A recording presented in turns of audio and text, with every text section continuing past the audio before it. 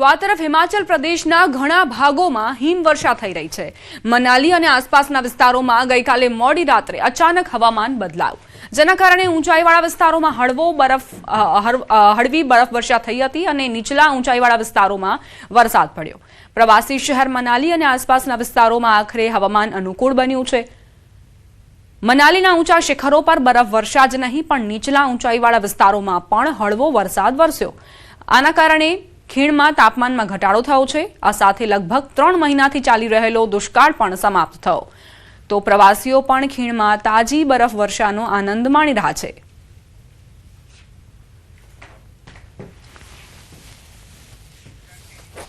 જમ્મુ કાશ્મીરના બારામુલામાં ભારે બરફવર્ષા થઈ। છેલ્લા કેટલાક દિવસોથી અહીં સતત બરફ પડી રહ્યો છે।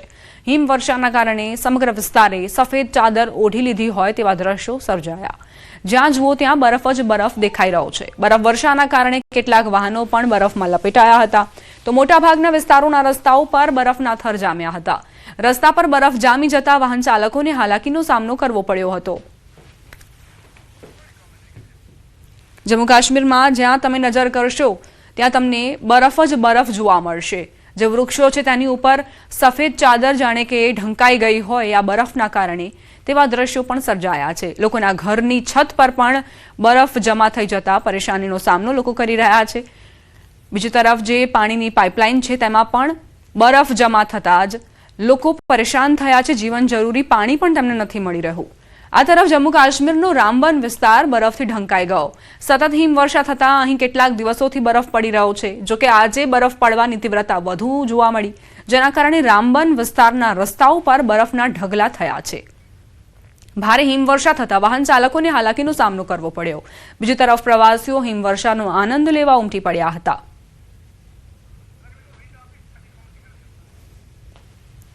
તો અલગ અલગ દ્રશ્યો તમને દર્શાવી રહ્યા છીએ। વાતાવરણ એક જ પ્રકારનું, બરફવર્ષા થઈ રહી છે, જેના કારણે કાતિલ ઠંડીનો અહેસાસ બડગામ, રામબન અને પહેલગામમાં થઈ રહ્યો છે। ડોડા, ભદરવા અને અનંતનાગમાં પણ એ જ પ્રકારની સ્થિતિ। તાપમાન જે છે તે માઇનસમાં જતો રહ્યો છે, જેના કારણે લોકોના ઘરની અંદર પાણી પણ નથી પહોંચી રહ્યું। લોકો પાણી માટે પણ અહીં વલખા મારી રહ્યા છે। બીજી તરફ જે ખેડૂતો છે તેમાં ખુશીનો માહોલ જોવા મળી રહ્યો છે, કારણ કે આજે બરફવર્ષા થઈ રહી છે તે ખેતી માટે સારી સાબિત થશે।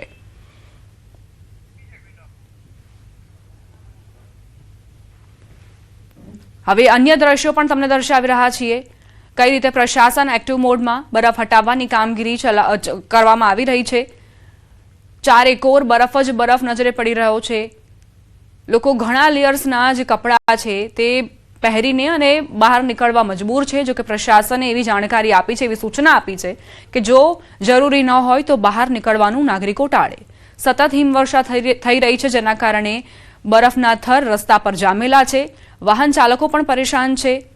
આવા સમયમાં જો અહીંથી વાહન પસાર કરે તો અકસ્માત થવાની ભીતિ પણ સતત સેવાઈ રહી છે।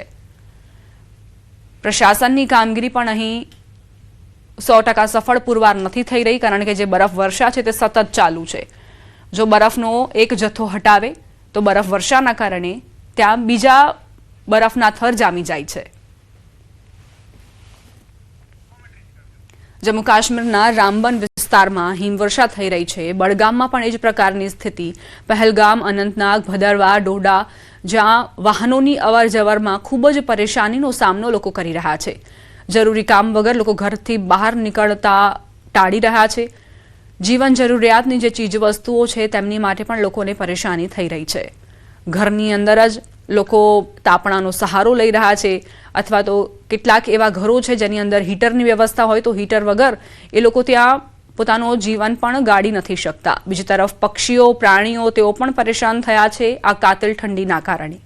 સતત બરફવર્ષા થઈ રહી છે। હવામાન વિભાગની આગાહી અનુસાર આ જે 40 દિવસનો સમયગાળો હોય છે તે ખૂબ જ કઠિન હોય છે, કઠિન માનવામાં આવે છે જમ્મુ કાશ્મીરના લોકો માટે।